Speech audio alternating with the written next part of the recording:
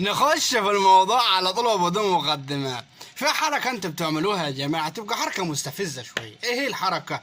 الحركة انك انت تخطب، وبعد ما تخطب حصل شيء يعني ما حصلش نصيب وتروح تفك، فلاقيك بتنزل بوست على البت الجديدة اللي انت عرفتها وحبيتها وهتخطبها، البت الجديدة مش القديمة.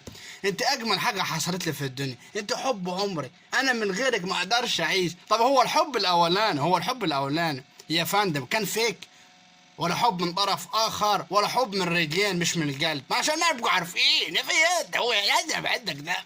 او انت مثلا بتنزلها بوست ده عشان تغيظها؟ ما في حاجه غريبه.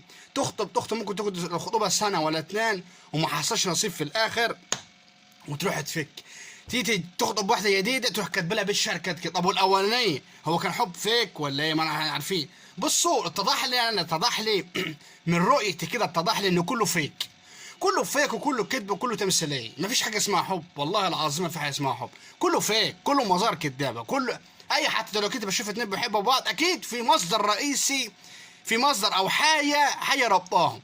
ما تقولوش حب، 3% اللي هيحبوا حقيقي، خلينا صراحه، والباقي يا مظاهر كدابه يشوفوا نفسهم على بعض، يا ده معاه فلوس يا دي معاها فلوس، او دي مثلا مدرسه او هو مدرس فعايزاه. فاهمين يا جماعه؟ مش هنكذب على بعض ونلف على بعض، انا واقع. بس ما تقولش في حاجه اسمها حب.